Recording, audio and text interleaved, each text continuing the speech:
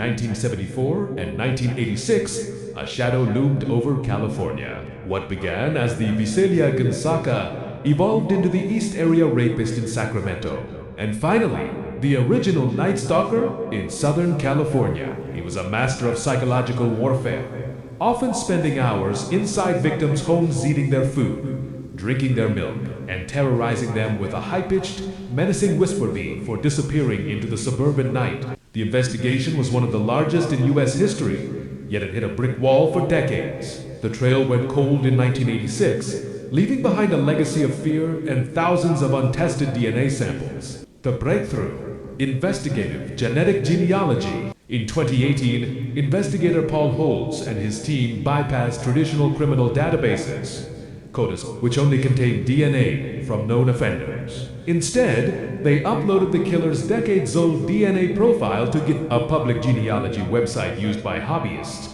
to find distant relatives. The search didn't return the killer's name, but it did find his third and fourth cousins. By painstakingly reconstructing vast family trees looking for men of the right age who had lived in California during the crimes, police investigators narrowed the search down to one man: Joseph James DeAngelo, a 72-year-old former police officer. DeAngelo. Surveillance teams eventually retrieved a piece of discarded trash from DeAngelo's home in Citrus Heights. The DNA matched the crime scene samples perfectly. On April 24, 2018, the man who had eluded capture for 42 years was finally arrested in his driveway. By 1979, the terror in Northern California suddenly ceased, leading many to believe the predator had died, been incarcerated for a different crime, or moved away. In reality, he had simply evolved, moving south to the coastal communities of Santa Barbara, Ventura, and Orange County. His methodology shifted from sexual assault to cold-blooded murder. Now dubbed the original Night Stalker, he maintained his terrifying hallmarks: the pre-attack surveillance, the ligatures, and the psychological torment. However, he became even more lethal. Between 1979 and 1986, he bludgeoned and shot at least 13 people to death. He targeted couples in their most private sanctuaries, leaving behind crime scenes so brutal they haunted veteran investigators for years. The Invisible Man. What made him so elusive was his uncanny ability to blend in. He wasn't a drifter, he was while the police were looking for a monster under a bridge. Joseph DeAngelo was living as a suburban father and a police officer until his firing in 1979 for shoplifting. His training gave him an insider's knowledge of police tactics, allowing him to monitor scanners, avoid patrols, and understand exactly how to keep his DNA and fingerprints off the grid. The silence of decades. After the 1986 murder of Janelle Cruz, the killings stopped. For the next 32 years, the case became a ghost story told in true crime forums and by obsessed cold case detectives. It wasn't until 2001 that DNA testing officially linked the East Area Rapist attacks in the north to the original Night Stalker murders in the south, proving they were the work of a single, prolific serial killer. Even with a full DNA profile, he remained a John Doe in the system because he had never been convicted of a felony that required a DNA sample. He sat in his quiet home in Citrus Heights, meticulously tending his lawn and working as a truck mechanic, convinced that his secrets would go with him to the grave. He had outrun the technology of his time, but he couldn't outrun the future. Does the fact that he was a former police officer make his crimes more disturbing to you? Or does it simply explain how he stayed ahead of the law for so long? By 1979, the killer migrated to Southern California, escalating from rape to a series of brutal murders. For years, fragmented jurisdictions failed to connect the East Area Rapist to the original Night Stalker. It wasn't until 2001 that DNA evidence proved they were the same man, the Golden State Killer. Yet, the case remained cold for another 17 years because his DNA wasn't in any criminal database. He had effectively vanished into a mundane, law-abiding life. In 2018, investigators used investigative genetic genealogy, uploading his DNA to a public ancestry site. By tracing distant cousins, they built a family tree that led directly to Joseph James DeAngelo, a 72-year-old former police officer. After 42 years of silence, the Invisible Man was finally caught in his own driveway. Do you think using public genealogy sites for police work is a fair trade-off for catching violent criminals? In 2017, Paul Holes realized that if the killer wasn't in the criminal system, his relatives might be in a civilian one. Millions of people had begun uploading their DNA to sites like 23andMe and Ancestry.com to discover their heritage, creating a massive, unintentional web of genetic data. Holes and his team took a degraded sample from the 1980 murder of Charlene and Lyman Smith and uploaded it to GetMatch, a public database used by genealogy hobbyists. This was a Hail Mary move using technology designed for finding long-lost cousins to hunt a serial killer. The genetic trail. The search didn't produce a direct hit. Instead, it surfaced several third and fourth cousins. This meant the killer shared great-grandparents with these strangers. For months, the team worked with forensic genealogists to build reverse family trees. They traced these lineages from the 1800s down to the present day, searching for a male who was the right age during the 1970s, had ties to both Sacramento and Southern California, possessed the athletic build described by survivors. Closing the net. The tree eventually narrowed down to a single branch, the DeAngelo family.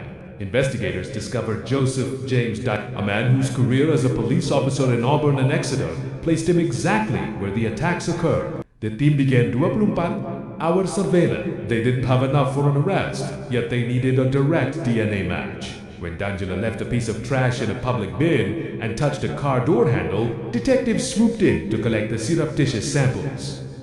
The lab results were undeniable, a 100% match.